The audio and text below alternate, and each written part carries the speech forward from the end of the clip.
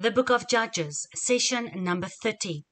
We are in chapter 7, and we looked at verse 1 to 6 the previous session, and we learned that there were 32,000 men of the people of Israel, of which 22,000 was sent home because they were afraid. And we see in Revelation 21 verse 8 that the fearful, those who are afraid, those who does not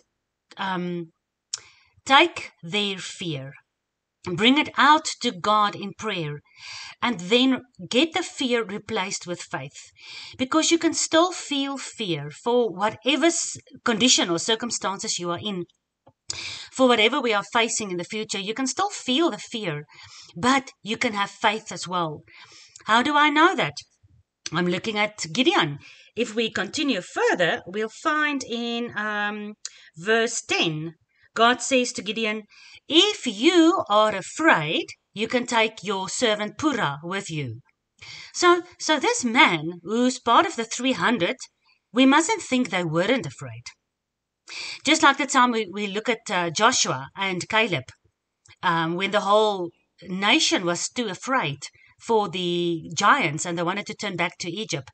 We mustn't think that Joshua and Caleb wasn't afraid. But the faith that Joshua and Caleb had in the promise, in the words that their God gave them, was higher and stronger and bigger and better than the fear. God doesn't expect you to just not be afraid. We are human beings. Of course we are afraid. But what He wants, and what the universe wants, and what spiritual law wants, is that besides your fear, in spite of your fear, your trust in the fact that God said something and He's not a man that He can lie, that must be higher and stronger than your fear. So you can be hell of afraid, but still go forward in the name of Yahuwah, because you trust Him, and you trust Him to the point of death, even if you die. You trust Him because what did He promise? He will raise you on the last day. Yeshua said it how many times? If you're too scared to lose your life, then you will gain your physical life, but you will lose your eternal life. But if you love me and more than anything, and you're willing to give your life, I will raise you on the last day. So we have those promises for every situation, physical, spiritual, emotional, financial, whatever is coming in the tribulation. We need to decide if we are going to believe Him. And if we do, then our faith must be bigger than our fear. But for the 22,000, theirs wasn't. Their fear was just too much. And the moment they had the opportunity, God said, all those who are fearful, go home. And they all ran home. Not one of them said, Father, I'm fearful, but help me. Help me to have faith in you. Remember in the New Testament, there was a man whose son was demon-possessed. And he was throwing himself in the fire, and he was doing all kinds of stupid things. So the disciples wasn't able to heal him. And then Yeshua healed him. And eventually the man said to Yeshua, Yeshua asked him, do you believe? And the man said, yes, I do. Help me with my unbelief. Because he believed in Yeshua, but the unbelief or the doubt was still very big. Like here, you believe in God, but your fear is still very big. Don't run away back to your tent. Turn back to God and say, Father, I actually do trust you. I'm learning to put my faith in you. Help me with my fear. Help me with my unbelief. So 22,000 were sent home, and what were they needy for? What was their human rights? What was their human needs? Because we have greeds and we have needs. So to be greedy is bad, but to be needy is most now just human nature.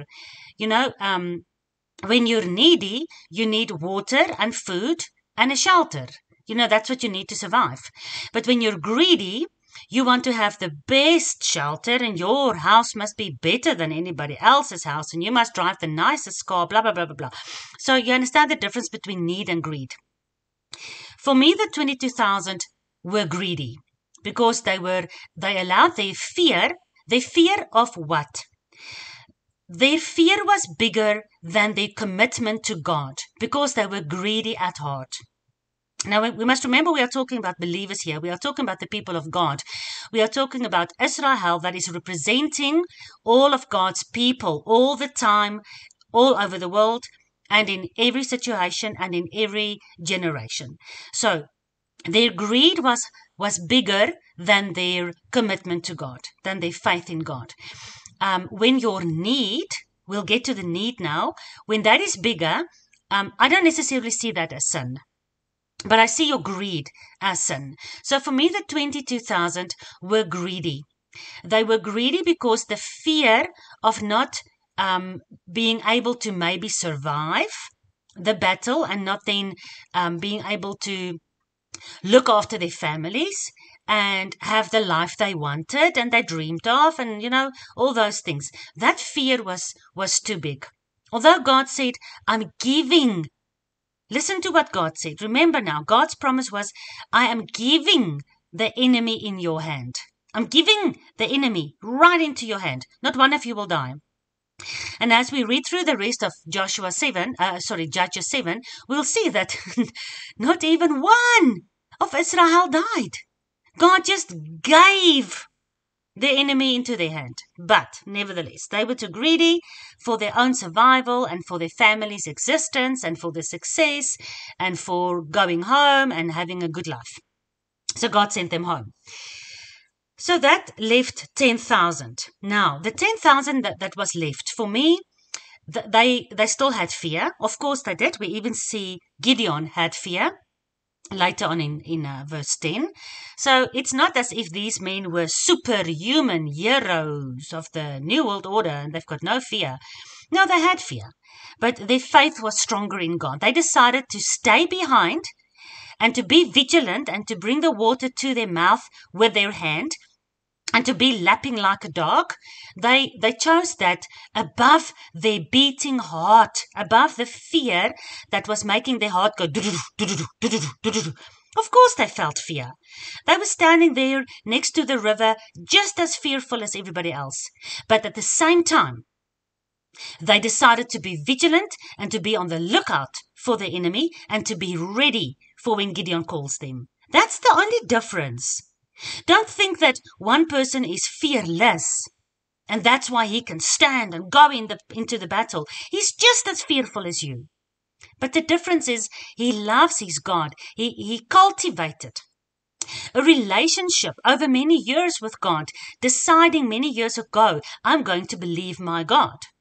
And in the moment of battle, in the moment of choosing, in the moment when the taki, when the taki goes to the tire, when the tire meets the tar or whatever, when the moment the pawpaw hits the fan, then that relationship with God, that trust in God's words is what actually then pulls you through. Not your own fearlessness or your own greatness or, wow, how can you be so fearless? Oh, that's amazing. I wish I can be like that. If you wish you can be like that, start cultivating your relationship with God. Start trusting in every one of His words. Start investigating all of His commandments and His warnings and His judgments. And then start loving His promises and just start to trust Him. Start to understand that His words became flesh and His name is Yeshua. So you wanna be fearless in the eyes of the world? Get to know your word. The word that God gave you. The living Messiah. Get to know Him. Father, I pray, as Yeshua said, nobody comes to Yeshua unless the Father draws him. I pray that you draw each one that's listening now to Yeshua so we can get to really trust your words. So the 10,000 that was left, God said to Gideon, I'm going to test them now. I've got a test for them. Doesn't God have tests for you and I as well? Everything that happens to you, stop blaming God. Come on. He's not your ATM machine. He's not there that whenever you need something to go better, then He must just respond. Just because you believe in Him? No.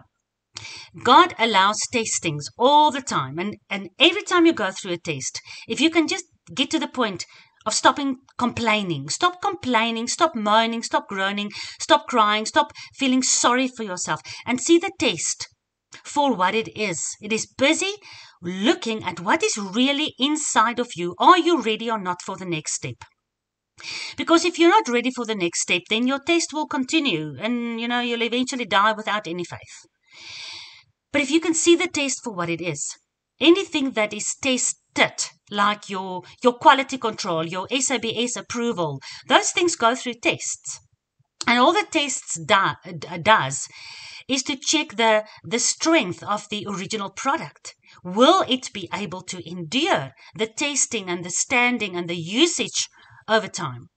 So if you're not ready and your test is becoming really difficult, then what you need to do is go on your knees, go in fasting and praying, and go in diving into the word like never before. I promise you, out of personal experience, when you do that, God will reveal your deepest heart's problems, the deepest, like David says, investigate my kidneys, never mind my heart. Somebody investigate my liver and my kidneys. So when you allow God to do that, and He shows you the rubbish that is still there, and you're then willing to let that be burned up like the refiner's fire, then the rubbish comes to the top, and the refiner will scoop it off, and then your test will be over.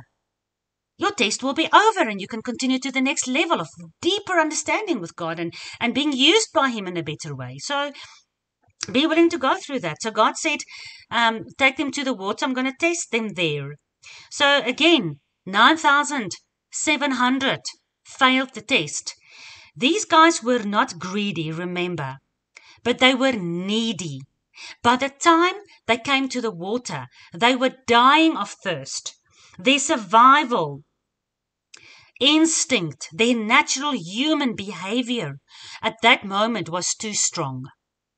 And that's why I tried to prove to you in the previous session that when we get rid of our greediness, our human nature greediness for survival, we can go on to the next level.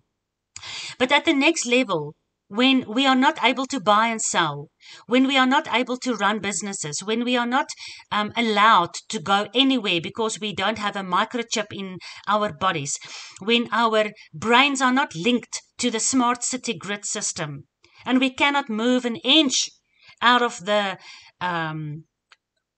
either whether it's going to be home arrest or citizen's arrest or going to concentration camps or fleeing to the mountains, whatever. When your human need for survival is then so big that it overpowers your commitment to God, then you will be like the 9,700 and you'll be sent home. The 300 that's left out of 32,000, it's basically, what is it? 1%. 32,000, 10% is 3,200. 1% is 320. Am I right? So 1% of all the people of God will be able to really endure all the way to the end. Yes, many will be killed along the way, and that will also count as endurance. But so few will be willing to not only put their fear and their greed and their I have to survive, I have to look after my family, I have to do this, I have to do that.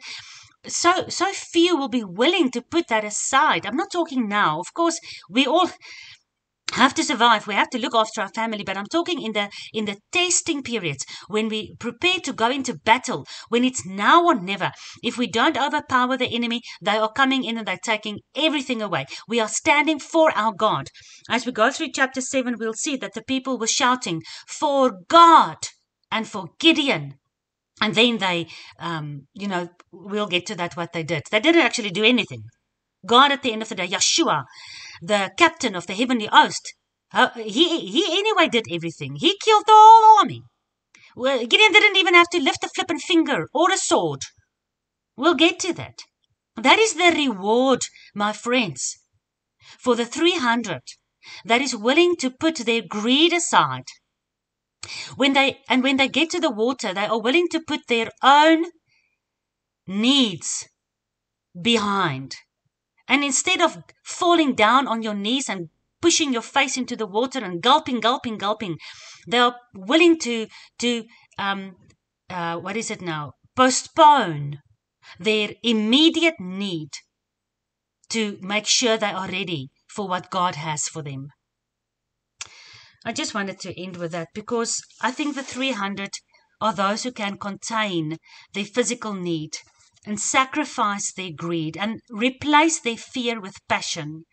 Like Yeshua said when he sent out the disciples in Luke 9 verse 3, when it comes to that point in time where God is sending us out into battle, where Yeshua is sending us out, he sends you out and he tells you, don't even take extra shoes or extra clothes with you.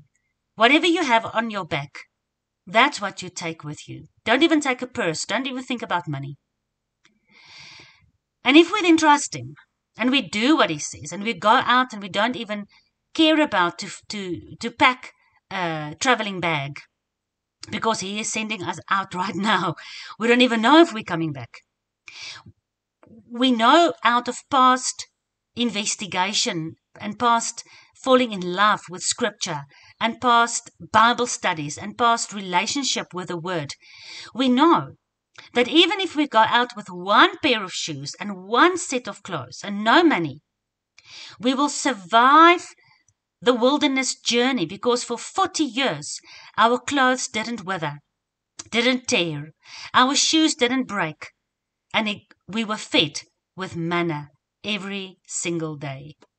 We need to start putting the history of what God has been teaching us together with a prophecy for the future so that we can understand his commandments when they come, his instructions, his calling us up to battle. We need to understand that. All right, and then when he does call us up to battle, he also knows that we are scared, we are only human, and he has got compassion on us. Let me show you. And continue with Judges chapter 7, verse 7. And Jehovah said unto Gideon, by the 300 men that lapped their water, I will save you, and I'll deliver the Midianites into your hand, and let all the other people go, every man back to his place. I'm reminded of God that told Israel, go back to your tents. And he said to Moses, Moses, you come here, I will speak to you. Same situation. So the people took the victuals in their hands and their trumpets, and he sent all the rest of Israel, every man unto his tent, and he retained only the 300. And the host of Midian was beneath him in the valley. I'm reminded all the time that in the valley was where a lot of things happened. If we remember all the stuff that happened in the wilderness journey, how many times did battles and testing and sin and stuff happen in the valley? The valley is always where everything happens. Verse 9, and it came to pass the same night that Jehovah said unto Gideon, arise, get thee down into the enemy's camp, for I have delivered them into your hand. So here God is sending Gideon out to be a spy. Not that God needs intelligence or information.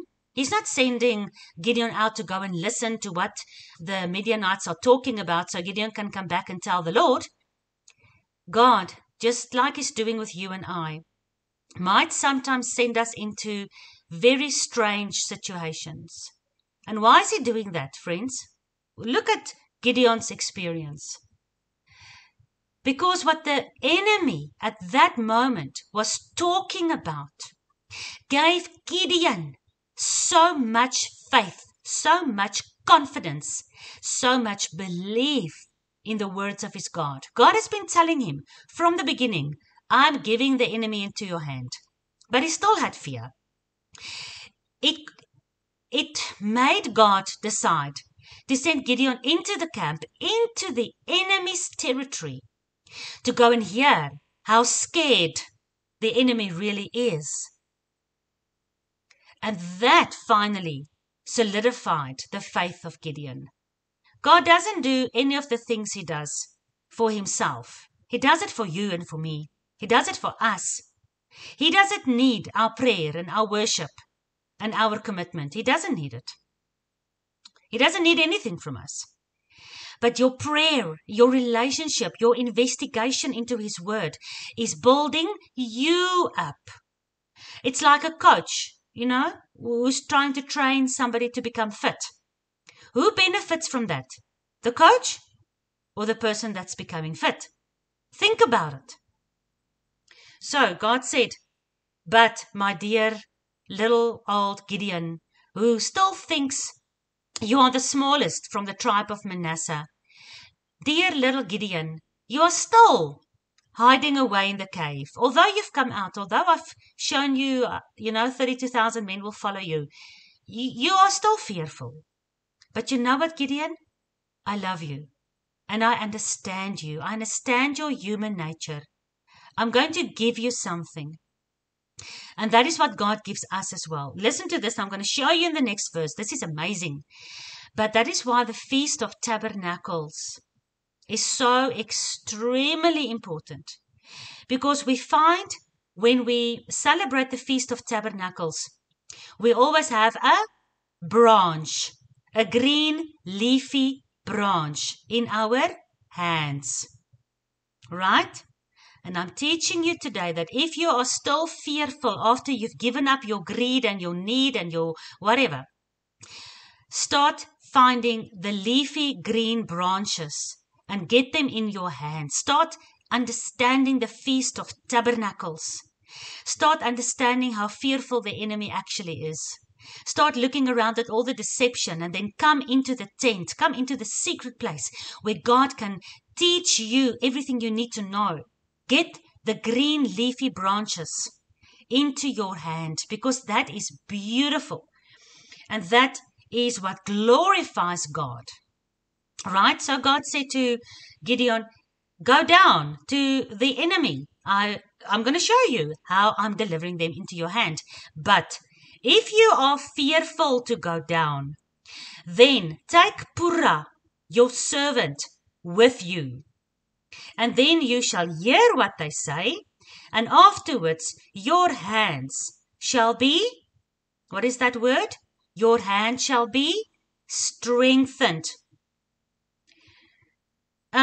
to go down and overcome the enemy. So then Gideon went down with Purah, his servant, outside unto the tents of the armed men of the Midianite camp. Now, here is the beautiful commitment of God.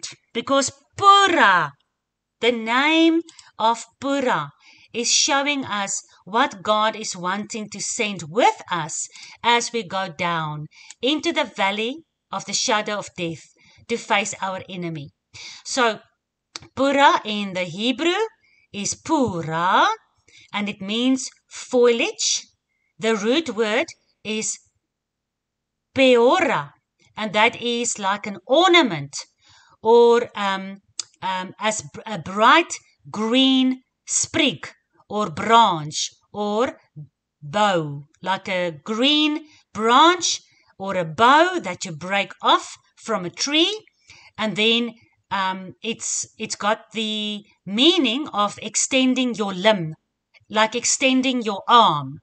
So it's a bright green branch, and it also has the meaning of being an ornament, because the bright green branches were used to beautify, and they were used as ornaments during the Feast of Tabernacles.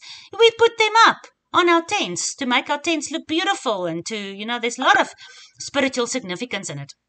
So besides it being for the glory of God, besides it being beautiful, besides it teaching us to understand the Feast of Tabernacles, besides that, the fact that it glorifies Yeshua. Remember when Yeshua came in on a donkey? Hello? What did they have in their hands? Hello? Green branches. And they were welcoming the King, the Son of David, into Jerusalem. You need to understand these things so that you can be ready for the battle. And when you're fearful, you can take the green branch in your hand, and God promises your hand will be strengthened. Your hand will be strengthened, but you need to take and to believe and to understand and to investigate and to make your own all the spiritual significance of the green branches. So the name of Purah means leafy green branch. Now, God is sending Purah with Gideon because Gideon is still a little bit scared. God is sending for you and I. Remember what the blessing was of Jacob upon Joseph, his son? Joseph will be like do you remember when we discussed this? Joseph will be like a leafy green bow, a branch, and his branches will extend over the wall. Because that's you and I. Ephraim and Manasseh. Gideon is from Manasseh. All of us, we are the scattered lost sheep of the house of Israel. We are the green branches of Joseph that has been, not part of the original olive tree because we got mixed with the Egyptian blood, blah, blah, blah. But his branches are extending and reaching over the wall into every tribe, nation, and tongue. And now God is gathering us back. All the people that is found to have green leafy branches in their hands.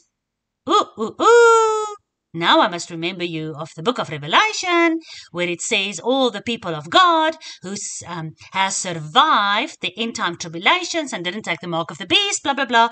They stand upon the sea of glass. What the hell do they have in their hands? You know what?